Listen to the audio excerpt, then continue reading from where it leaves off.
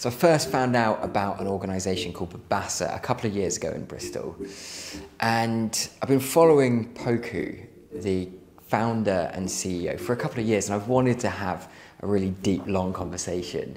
And although we've had various different events where we've been chatting together, we haven't been able to secure enough time to really get into things. So hopefully today is going to be just that moment.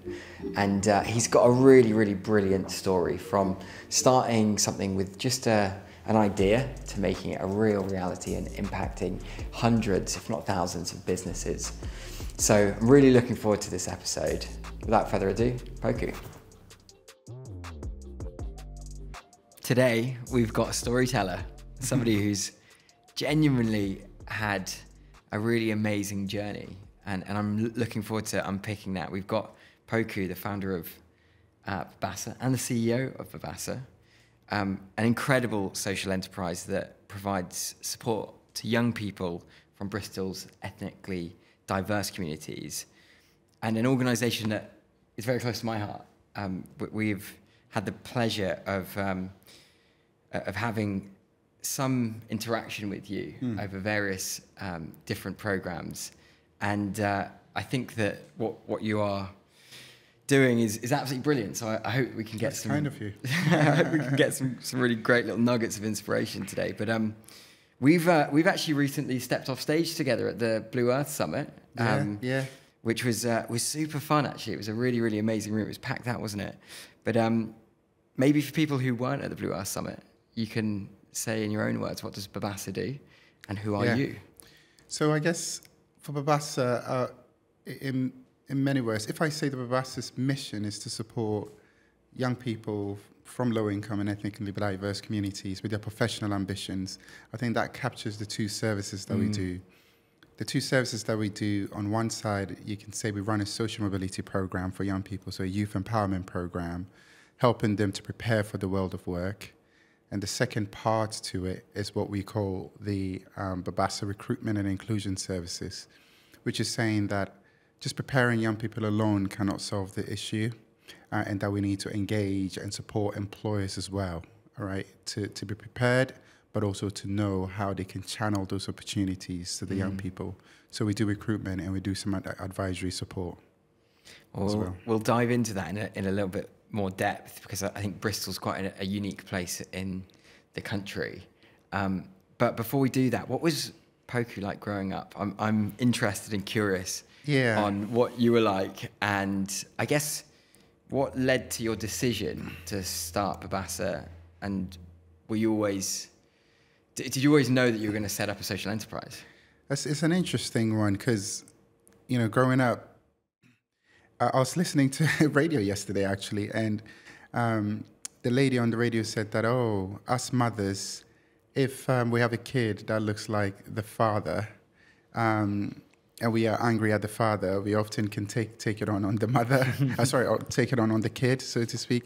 And I thought, oh, maybe that's why my mum often thought that she needs to keep an eye on me, otherwise I can be a naughty boy. But having said that, I grew up in Ghana, a family of, I have 5 siblings, so I was the 4th born.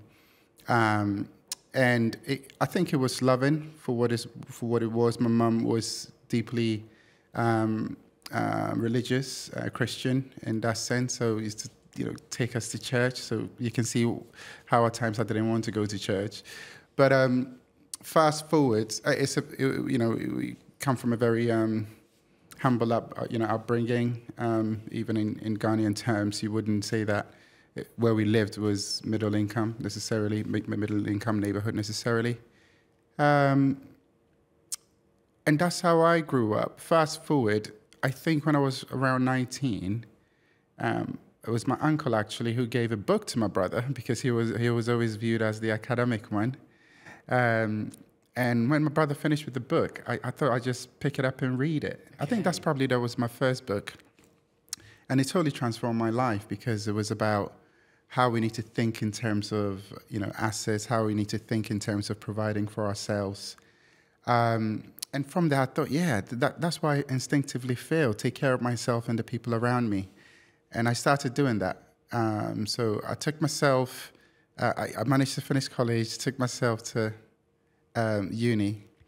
And fast forward from there, I did psychology and political science there. I didn't really study much because I was a bit wild in that sense. But always, I never liked the idea of going back home to ask my mum for money, or because in part I thought that they didn't have as much. So I was always trying to find something to do, either trying to sell my old sneakers for more than it was worth, or something like that sort.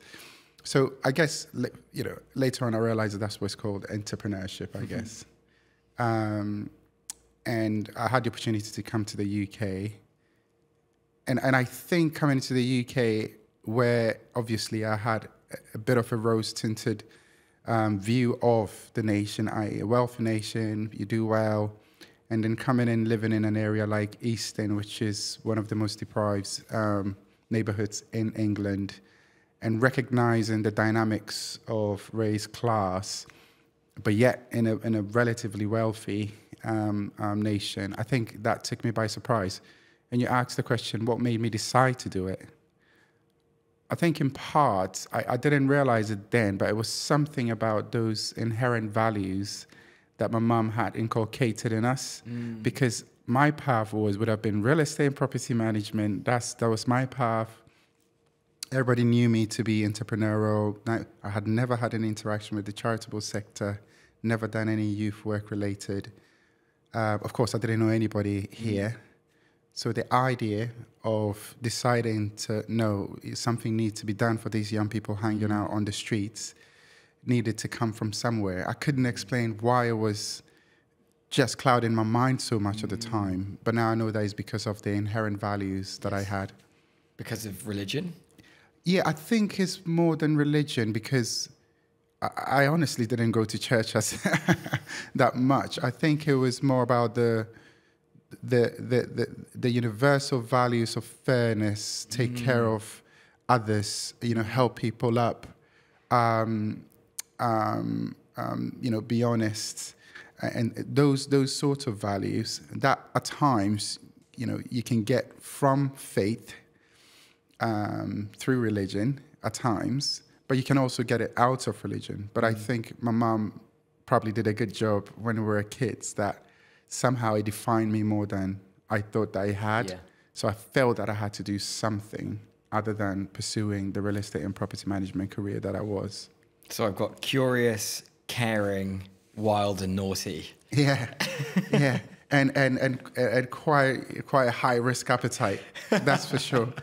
Quite a high risk appetite. Because in truth, Josh, if you were to charter back to 13 years ago, even the idea of social mobility, it just didn't exist. And the thought of social enterprise was beginning to emerge as a concept.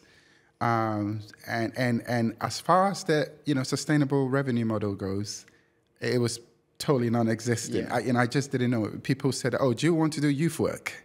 And I said, no.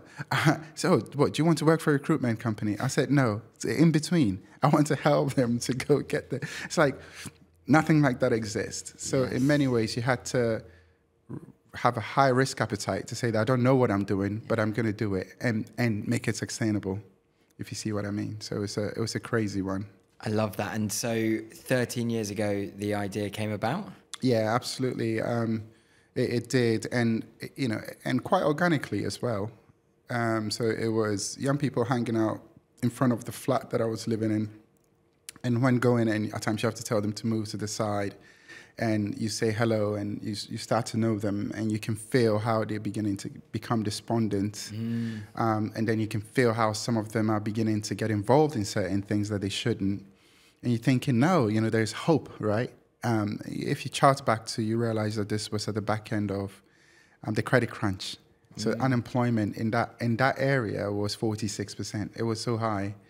But of course, they didn't have any sense of hope, because their mums, their parents are home and they have some experience. So of what luck do they have to try and find something mainstream?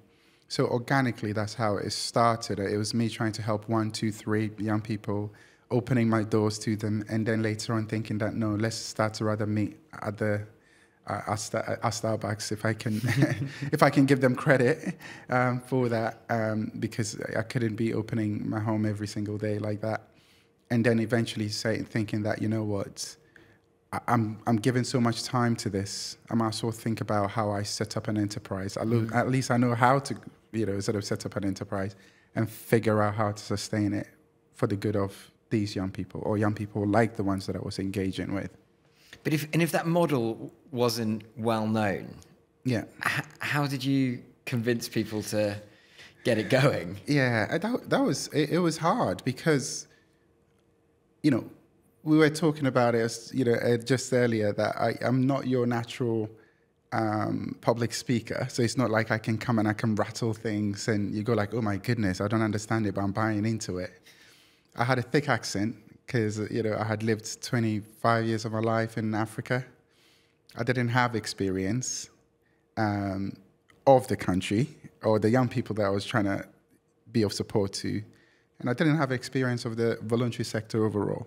So even if someone is good-hearted and think that, oh, you're trying to do good, I'll help you, it's almost like you might as well chuck your money into the bin, or should I say, chuck your money into the river and hope that someone will find it. But I think there is something about persistence, isn't it? There's something about determination, something about persistence, but also something about being able to imagine the world that we should be or could be living in and demand it of today. And I think that then comes through. So yes, it was very organic in that sense. At times I would go like, oh, I want to do something like recruitment, but do it this way. And the person that I'm speaking to will hear me and then play back to say, is this my understanding of it? And at times they're totally off the world that you're imagining. Or at times they give you new words to qualify it properly. And you go like, yes, that's what I'm trying to say. Or at times they will give you some advice to say that you just have to calm down a bit, or whatever that it is, and it's being open to learn, right? Because you want to get to that destination, you're open to learning, you're humble about it, and you're shaping what comes at you from the universe, and going back to the drawing board every single minute and said, okay, I can't raise any money through youth work. If we were a pure youth sort of type center. So I have to think about, actually, if I'm trying to help them to go into the workplace, then the workplace may have a bit of money to give us. But then for them to engage with us, we need to prove that we have a lot of young people that they can pull from. So it was messy. It was messy, but I think there is an inherent truth in wanting to do good, do right, and that energy permeating into the universe, that it starts to work itself out. It's not biology, it's not chemistry, but I think it's true. Yeah, some beautiful words there. What do you remember your first success story? That's a good question. What has just popped into mind was when I was trying it out, and of course, if you've got 6 young people, even you're likely to have 3 or 4 of those young people thinking that, actually thinking about it, this guy doesn't know anything. Why are we even listening to him in the first place? Because I wasn't positioning myself that I know it all. I know how you can do your CV. I was positioning myself that let's learn together. I'll do the research, bring the information, let's try it. Let's not give up, basically. And you were starting with just looking at kind of co-creating CVs? Yeah. So then it could be CVs. At times it could be, at times it's them coming at me with what they have internalized to say, why do you think that we can do this? Why do you think that we can be anything than noun? Right? So you can tell that part of their mindset, they want to shift it, but they don't know any different. So at times it's just a conversation and the belief that I believe that you can shift it. Because at times I would say, I have been in worse positions in Africa and I didn't give up. Or at times, I believe that you can shift it, but because I can see how, you do this or that. Right? So having the inherent hope and belief in them, it made them feel that, okay, this guy may not know anything, but he believes in me. I don't know what he sees in me, but he believes in me, so to speak. You asked the question before, this sub-question that I wanted to, I forgot the question that you just asked. I think it was about... Your first success story. Yeah, I remember there was a time where someone told me that, oh, you can advertise and get volunteers, because I was getting a few young people and I just couldn't sustain it. And I said, okay, yeah. So I engaged that volunteer, and that volunteer, after sort of, I think 2 weeks or so of engagement, they wrote a message to say that they don't know why the heck I'm doing this, if I can say that, and that I should leave it. I'll probably end up causing more damage, and they can't be part of this. And I was feeling so down about it, so I decided to take a walk. And I didn't even know that the Harbour Festival was on. But I was thinking, I mean, walking through town, so many people in town. And then I thought, oh, okay, it seems to be something called the Harbour Festival. And then before I know it, I saw someone run towards me to the side. I said, oh, are you Poku? Are you Poku? And by then, I've been doing it for a little over a year. And I said, yeah. I couldn't remember her. And he said, oh, you can't remember? You don't remember me? It's Saffron. I can mention her name. He just said, oh, you spoke to me. They're twins. You spoke to me and my sister, if you remember, and you said that I should believe myself. I should go to university if I can. And you looked over the statement that I said I was going to write and stuff like that. And guess what? I'm now at university, and I've never been able to get in touch with you ever since then, because I didn't really have a setup, where they can contact me. And it's so, I don't think the word is divine. It's a serendipity. Yeah. That at the point where I was thinking, this is not worth it, someone just come at you that you had supported, that you don't even count as, part of the support that you were given, and that because of you, I'm now at university. I gave it a shot because you believed in me, and I just wanted to come say thank you. So I thought that was powerful for me, and I thought, you know what? You never know how you are going to impact someone's life. Yeah. I think that also shaped my approach to life in general. I never take any interaction. I try never to take any interaction for granted. Whether you have a title, don't have a title, whether you're a janitor or I just engage with everybody as a human being. Yeah, I love that. Full, deserving of the dignity and respect. Yeah. How big is Babbasa now? So Babbasa now, we've got 22 members of staff, full-time equivalent. We've got, I know in excess of 200 active mentors. So at times people know those mentors. It makes Babbasa feel like we're really big.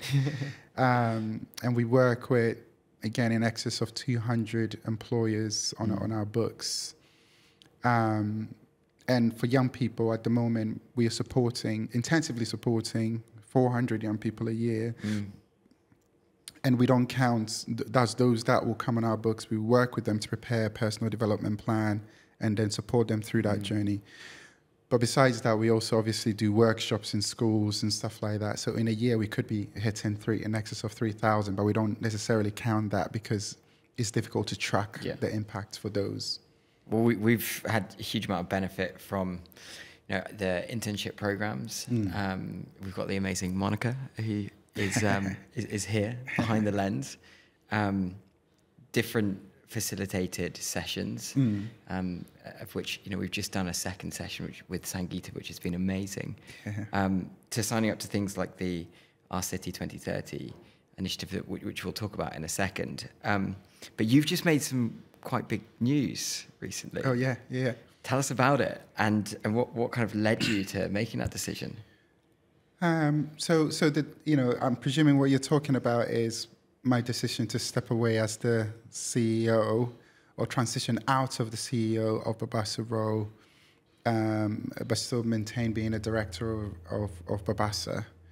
I think maybe one or maybe three things. One, I had always seen it as that in this journey, there will come a time where I have to move away from the CEO seat to allow some amazing people such as Monica to take the wheels and with fresh energy, fresh insight, fresh drive, and move it faster than I can ever move it.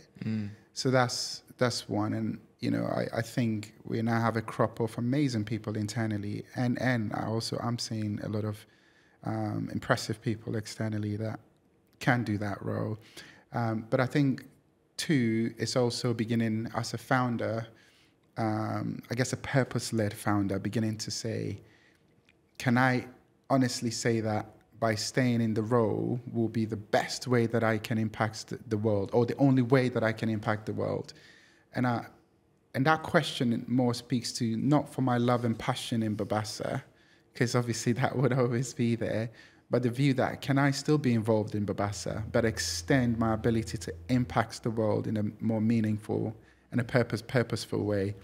And I think that I'm getting to the place where I think that I can do that. I step away, let someone run Babbasa, still have the impact Babbasa is having, whilst I channel some of my energy to support, be it other organizations, governments, and other leaders, to also bring about the change that perhaps the world requires. So that's the second thing. Is there a third thing? Actually, there isn't a third thing, so it's two things. Well, you've done an incredible job so far, but it's interesting when you set up organizations. Today, as we record this, is the anniversary of 10 years when I had the initial idea for Enviral. All right. And it's interesting because you set it up with not necessarily knowing what this thing is. Go. Yeah. And then, it shapes and molds and effectively, you bring in people who are just much better than you at doing things. And that's the reason why the organizations exist, right? Yeah. But I think that, the social enterprise world must be very different now than 13 years ago. Yeah. I mean, social inequality is growing. The climate crisis is still growing. The economy isn't in a great shape. What is it like running a social enterprise right now? Like, obviously, all social enterprises are different, but it's quite easy to look at business and compare. Yeah.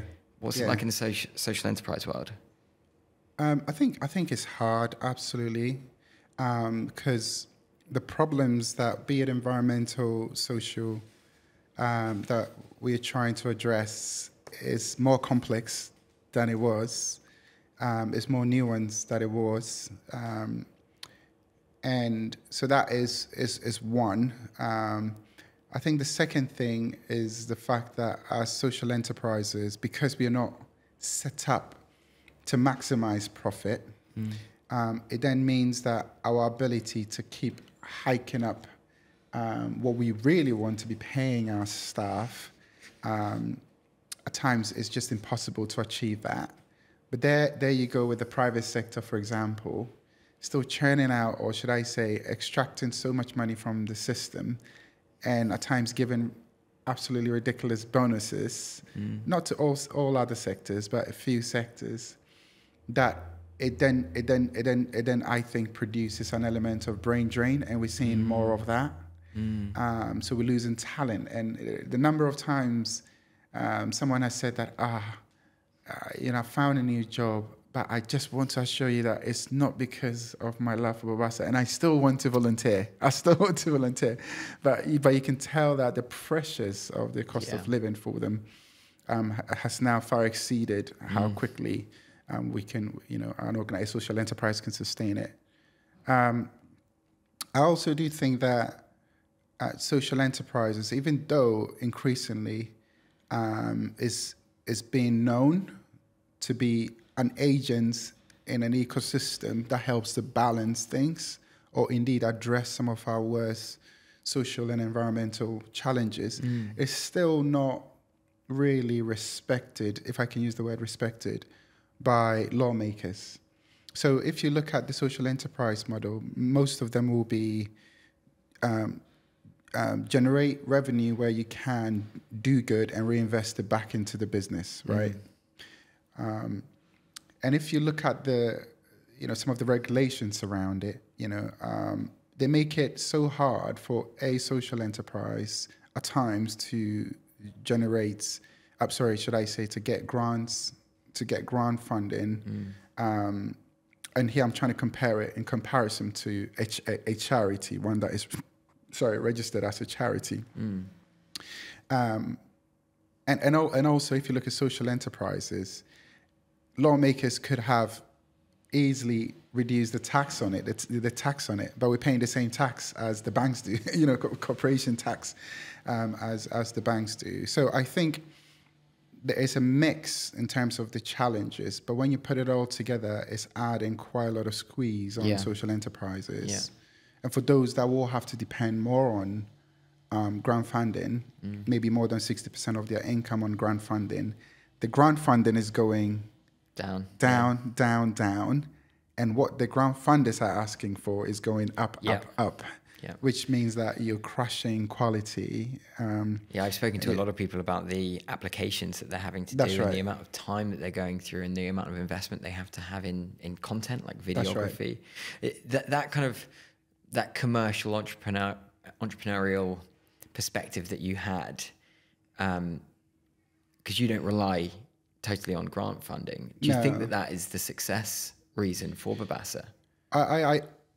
I think that is strongly one of the, if there were 2 or 3 core reasons Babbasa has been successful, I strongly believe that that's one.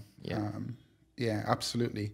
And that's because doing what we do, if I can quickly put it this way, at times, because you can't produce all your revenue, what then can happen is, if there is a flavor of the year, of the month, if, for example, something has happened in an unfortunate situation, like let's say a young person has committed suicide or there is a knife crime, then at times what policymakers want to be able, or local authorities want to be able to do, is to quickly come to you and go like, oh, you do something with young people. Why don't you do knife crime activities? And you go like, okay, we don't do knife crime activity. We do the intervention that prevents that. So, oh, no. Because it doesn't make them look good. They want to be able to pull you in front of a camera. They want the headline, right? Yeah, the headlines. So the ability to be able to say no becomes incredibly important.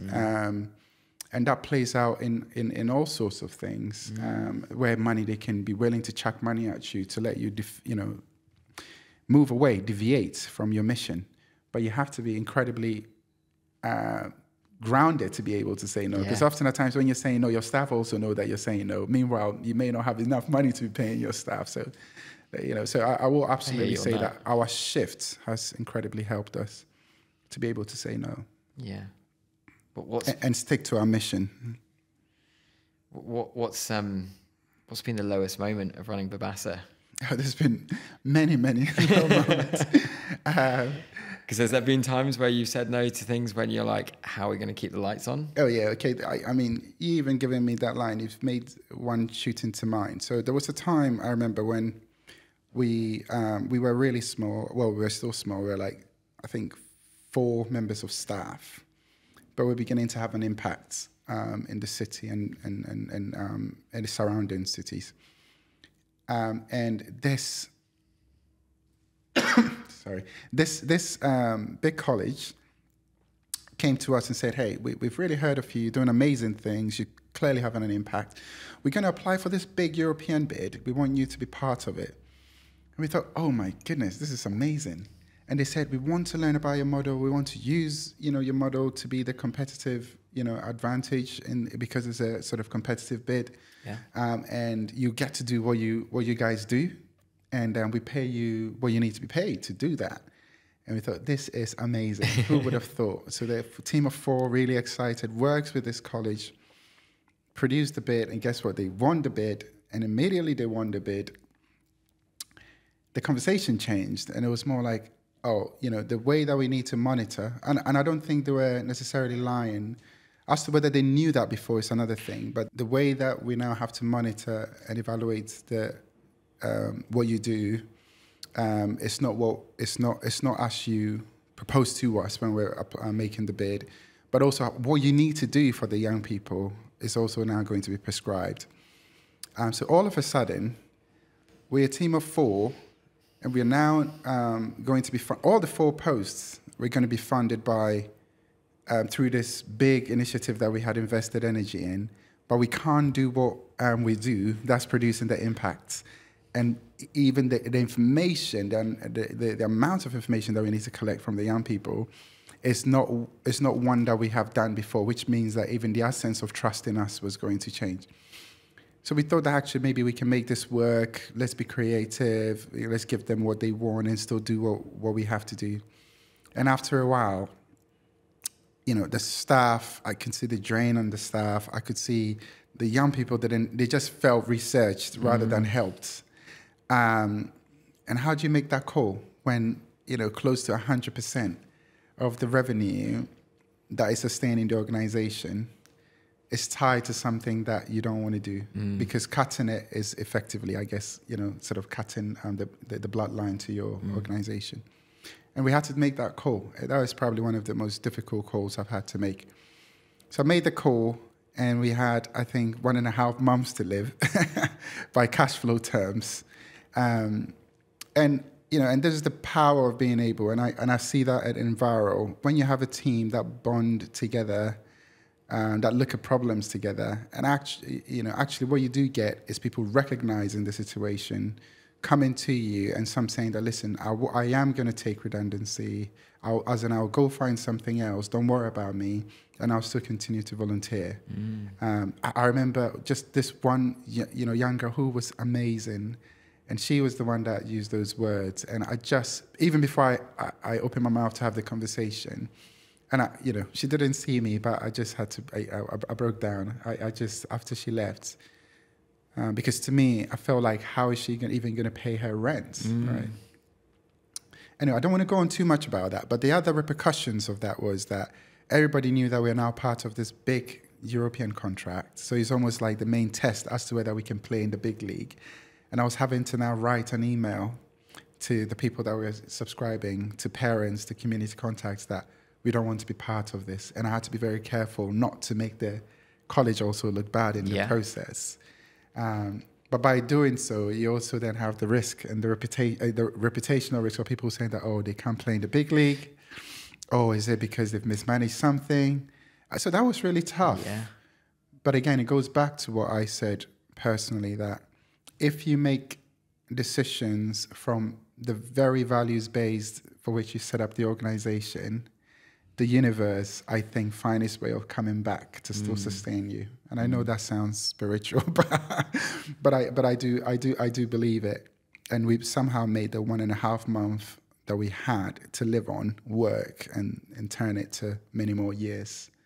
And actually, we grew from there. It's that long-term perspective, right? Yeah. It's kind of, you know when it's not right at the time, but it sounds like, both internal and external communications has led to you, I guess, motivating people to convince people in some cases to keep going.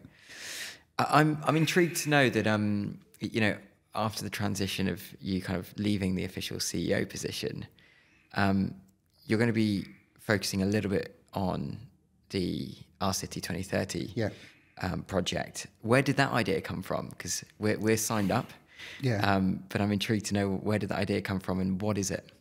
So the idea of Our City 2030 is one that I began to think about, not necessarily in terms of an initiative, but in terms of the problem at hand.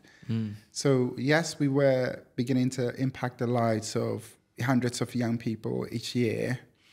But the question to me was, actually, when we look at the structures that's producing the inequalities, would we be able to grow or scale up fast enough to help those young people, or to help a critical mass of those young people, enough for us to see a change in society?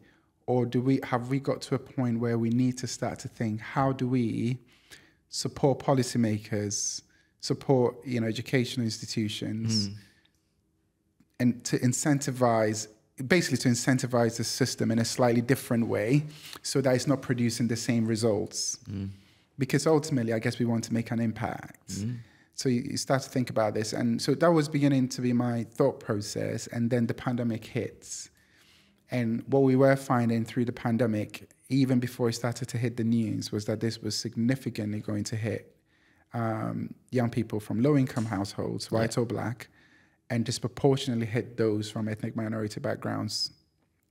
And that term, that connection, or should I say statement, that inequality kills, literally, began to make sense. So at that point, I felt pushed to speak out and engage the local and regional authorities about the issue, to say that these are some evidence you need to take into consideration, particularly as we now have an opportunity to build a new norm, right? Because after COVID, we were never going to go back to the world that we live in the same way.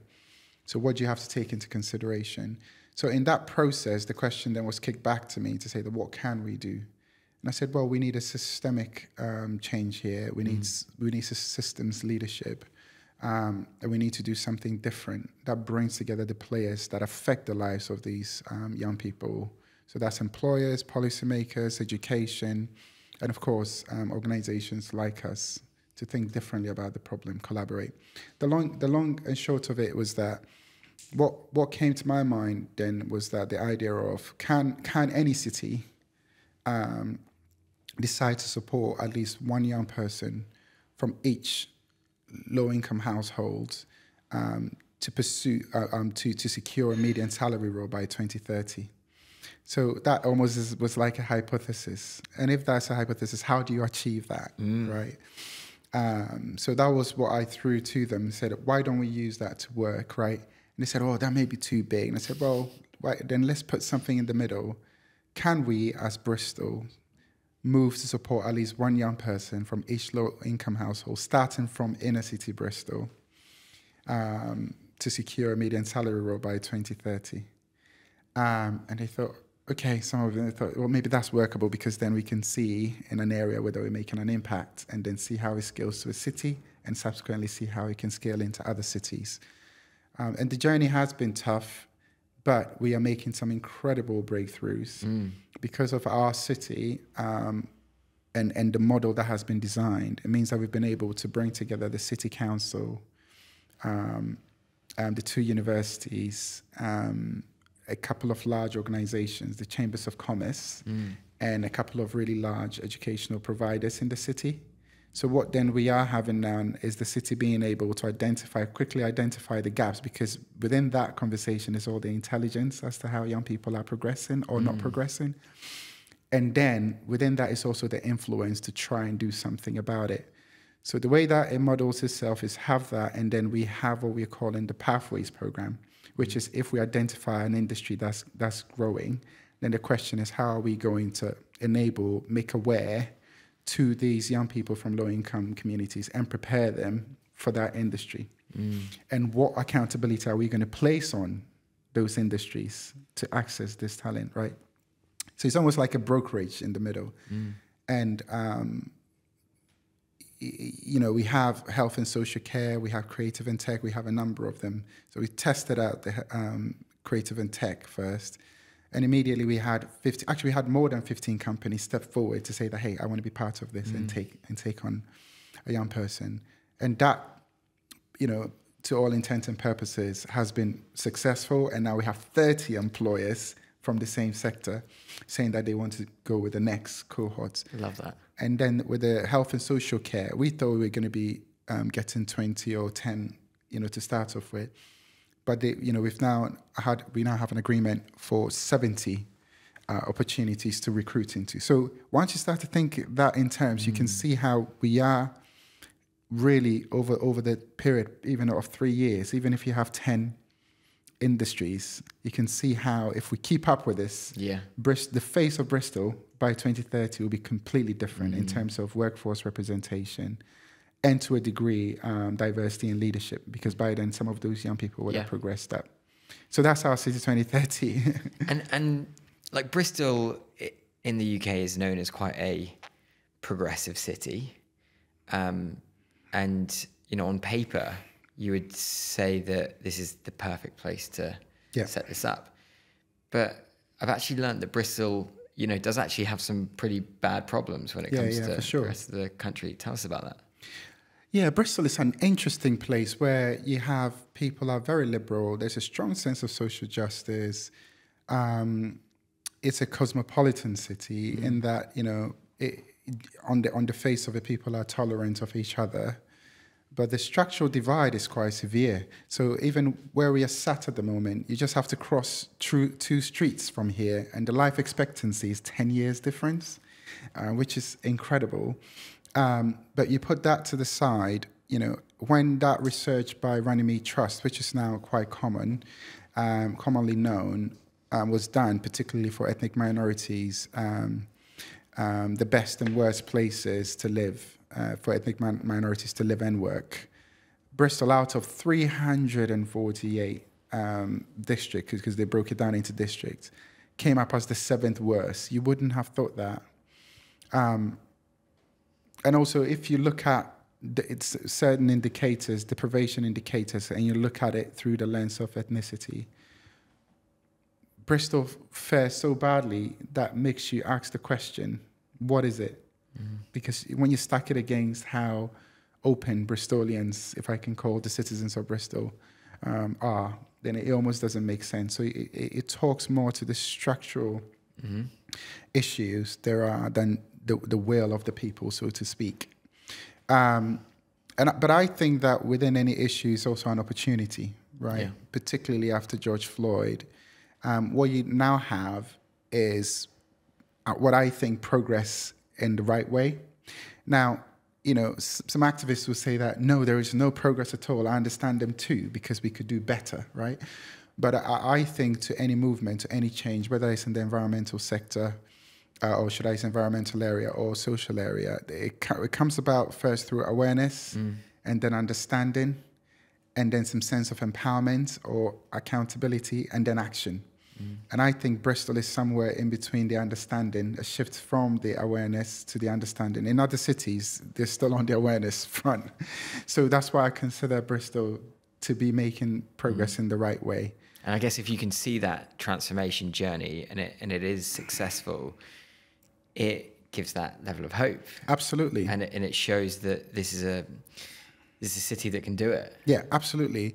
And there are take-ups of that, you know. If I was to, you know, chart back even 5 years ago, trying to knock on the door of an organization, to say that, hey, okay, you don't have to recruit them, but can you give one work experience? You know, we will be shouting at the office, right? But now we have hundreds of young people in work experience, not paid employment, even work experience, that it's almost a common thing. Employers are open, and we are now beginning to push employers to say that you have to go further than that, right? Yeah, definitely. So that I think is progress. And we have, I think even this year, we have over 162 people in paid employment. Yeah. You know, for a really long time at Babbasa, if we had, you know, up to 60 a year, we thought that we had made a significant impact, right? But here we are, we have 62, and the year hasn't even ended. It's interesting that you created the Bridge to Equality report a few years ago, and there was a line in there that employees see diversity as important but struggle to attract diversity in applicants. Yeah. Is that a particular problem in Bristol, or is that a bigger systemic problem with their communications and where they're searching? And I guess, how can employees stop seeing inclusive recruitment as a bit of a tick box exercise and effectively put real tangible steps in place that create a truly representative workforce? Yeah, I think it's because it's still, you know what we talked about between the awareness and shift to understanding. There's quite a significant percentage that haven't got to the understanding yet. And what do I mean by that? I think a lot of businesses think of it as that this is a social problem, right? We're here to maximize profit. But what they fail to, at times, the lens that they fail to apply to this is that the UK, or a city like Bristol, the demography, as it shows, the trajectory is that we are not going to go back to being sort of a monolithic or largely monolithic ethnic group, white ethnic group, is increasing at the moment. You have every 1 in 4, 1 in 5, being a person of color in Bristol. In London, I think it's like 40%, or 46%. So the question then is actually, if you're thinking ahead a bit, then what does the future workforce or the pool for your talent, what does that look like?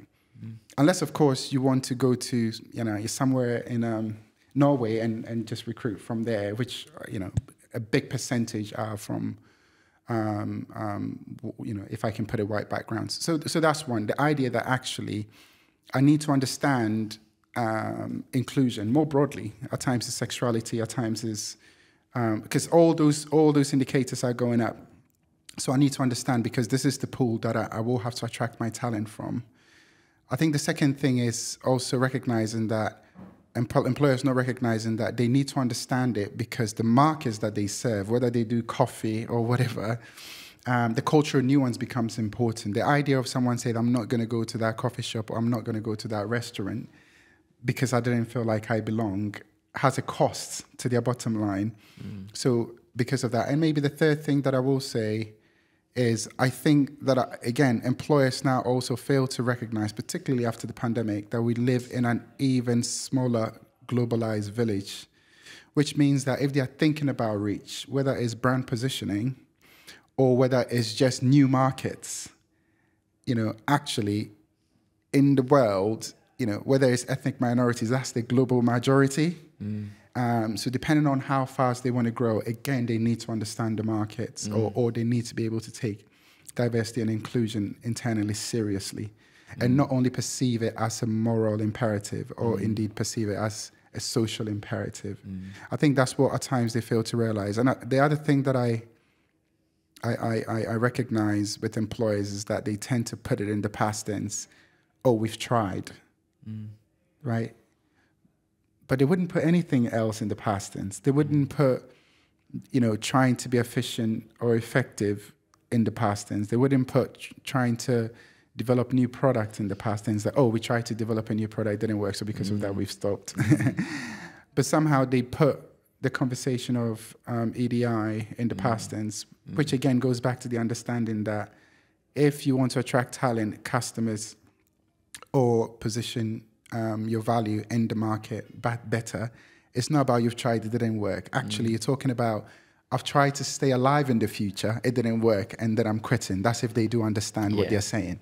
Yeah. So I think it's that. It's that shift from tick box to journey, right? Exactly. I think that's where you play such an incredible resource to organizations, is that you can facilitate uncomfortable conversations. Yeah. You can bring awareness to blind spots, and effectively you can just bring a level of action roadmap to more than just awareness. That's right. But what are, like, in a couple of kind of bullet points almost, what are the most common blind spots or mistakes you hear from majority white British businesses?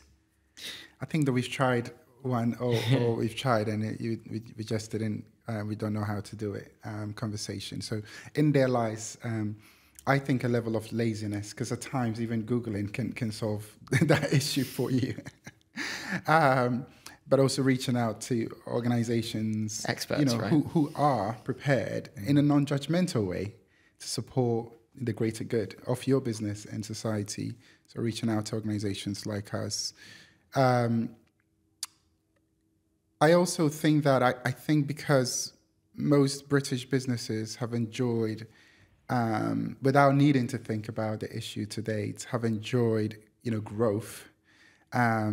At times we can all get complacent, thinking that, well, we're doing okay anyway, and not recognizing that the world ahead of us is incredibly different from the world, the world behind us.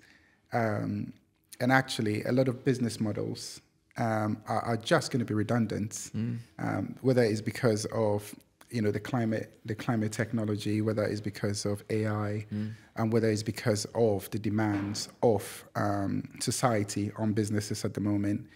And to pivot is to have that diversity of thought in your organization. Yeah.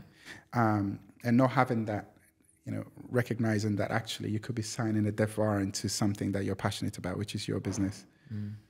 Yeah, that's really interesting. And just to kind of finish this session, what's the one thing that you think the narrative needs to be shifted on the most when it comes to businesses in that business as usual process? I may say two.